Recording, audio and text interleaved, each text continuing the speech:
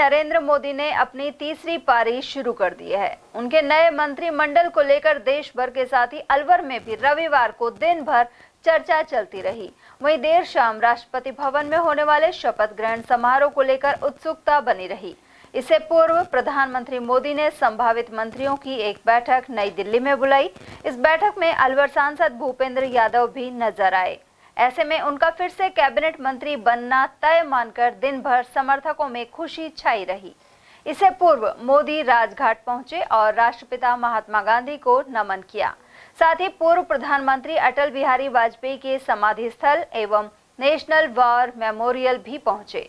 गौरतलब है कि मोदी की अगुवाई वाले एनडीए गठबंधन सहित भाजपा को अपेक्षित सीटें नहीं मिली हैं, लेकिन बहुमत से सीट ज्यादा है। इससे पूर्व मोदी को एनडीए घटक दलों की बैठक ने सर्वसम्मति से चुना था और उनके तीसरी बार प्रधानमंत्री बनने का रास्ता साफ हो गया था। और वहीं भाजपा के वरिष्ठ नेता एवं पूर्व जिलाध्यक्ष पंडित धर्मवीर शर्मा ने कहा कि प्रधानमंत्री मोदी ने पिछले 10 साल में विकास के रूप में ट्रेलर दिखाया है। अब वे पूरी फिल्म दिखाने जा रहे हैं। इसके अलावा राष्ट्रीय लोकदल के अध्यक्ष जयंत चौधरी को भी मंत्रिमंडल में शामिल कर किसानों को बड़ा संदेश दिया जा रहा है।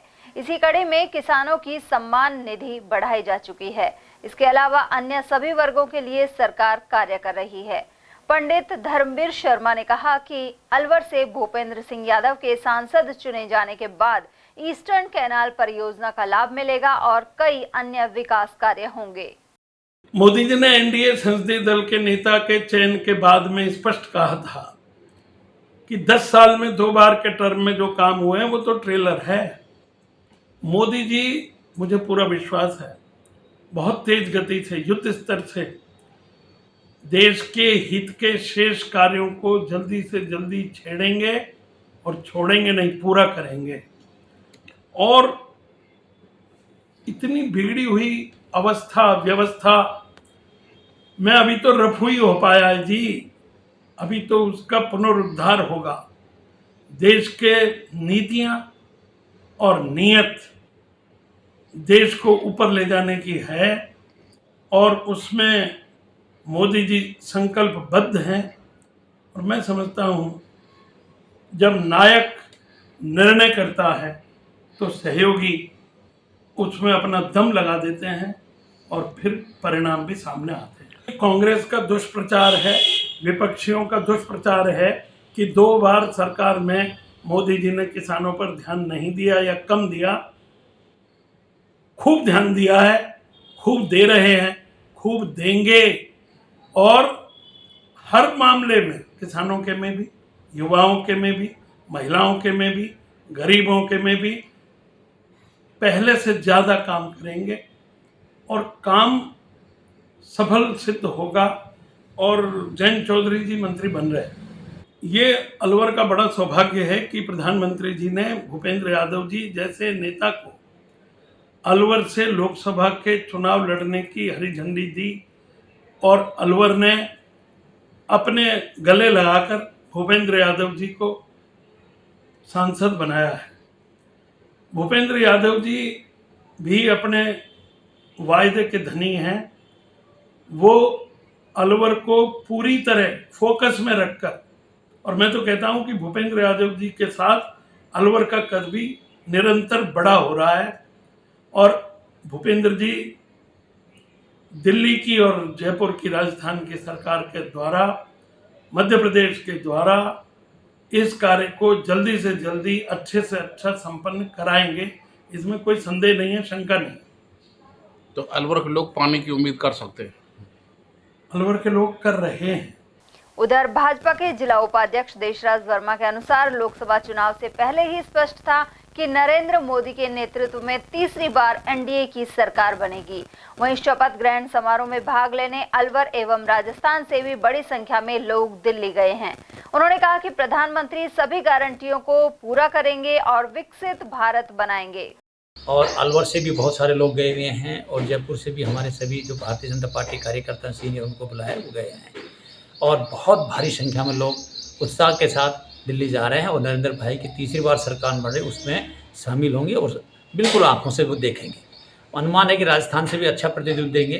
पिछली बार भी अच्छा प्रतिनिधित्व था और देश के विकास में राजस्थान के जो सांसद जीत गए हैं वो अपनी अहम भूमिका निभाएंगे, मंत्रिमंडल रूप में निभाएंगे, और साथ में हमारे राजस्थान की जो समस्या उनको लेके भी हमारे सभी सांसद एकजुट हैं, काम भी करेंगे। एक नया विजन लेके भारत जो विश्व पटल पर अपना अस्तित्व दोबारा से कायम करे, ऐसा ही उनकी योजना के साथ अच्छा कार्य करेंगे, ऐसा मेरा मानना है। और सबका साथ सबका विकास के नारे को साबित करने के लिए हम किसानों को, दलितों को, युवाओं को, बेरोजगारों को, आम जनता की समस्याओं को लेके अब की बार मोदी नए विजन के साथ काम करेंगे, और मुझे मानना है कि सबकी समस्याओं के साथ समाधान करेंगे, ऐसा उनका तीसरी बार जो शपथ ले रहे हैं हम, और इसके पीछे सभी कार्यकर्ताओं का बहुत बड़ा योगदान है। पूरे भारत के कार्यकर्ता बहुत उत्साहित हैं। अलवर से भी मैं देख रहा था कई बार फ़ोन आए, हमारे जिलाध्यक्ष जी हैं, हमारे मंत्री जी हैं, और सब लोग जिनको जाना है दिल्ली वो उत्साह के साथ दिल्ली जा रहे हैं और शपथ ग्रहण समारोह में शामिल होंगे। उधर तीसरी बार शपथ ग्रहण को लेकर कांग्रेस की प्रतिक्रिया भी सामने आई। प्रदेश महासचिव अशोक कुमार सैनी के अनुसार देश की जनता ने भाजपा को नकार दिया है। वहीं सरकार गठन के लिए मजबूरी के कारण नरेंद्र मोदी अब घटक दलों को याद कर रहे हैं। उन्होंने बहुत सी सीटों पर चुनाव आयोग के सहयोग से हेराफेरी कर चुनाव जीतने के आरोप भी लगाए। इसके लिए प्रदेश महासचिव सैनी ने जयपुर ग्रामीण सीट का उदाहरण दिया है। पूरी हिंदुस्तान की जनता ने इसको नकार दिया है, इसको कोई बहुमत नहीं दिया है मोदी के नाम को।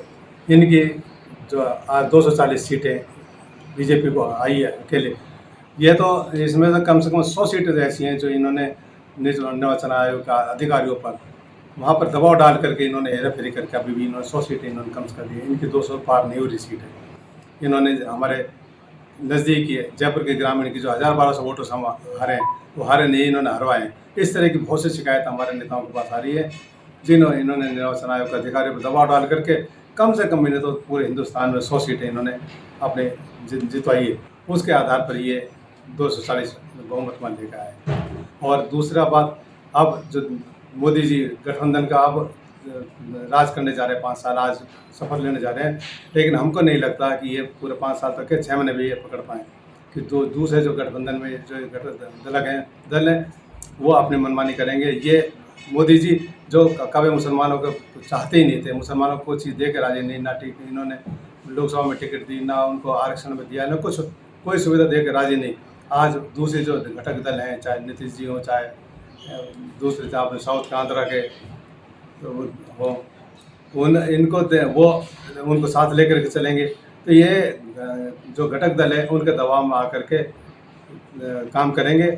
अब मोदी जी को किसी भी तरह सत्ता में आना था, प्रधानमंत्री बनना था, उनकी बातें मानी है और एनडीए का नाम से ये तीसरी बार प्रधानमंत्री बनने जा रहे हैं। तो ये अब अपने जो इन्होंने कभी समझौता नहीं किया अपने, और अब समझौते की सरकार बनाएंगे, तो इनको किसी भी तरह किसी भी स्तर पर नीचे गिर करके इनको सत्ता में रहना है, प्रधानमंत्री बने रहना है। इसके लिए कोई भी समझौता कर सकते हैं।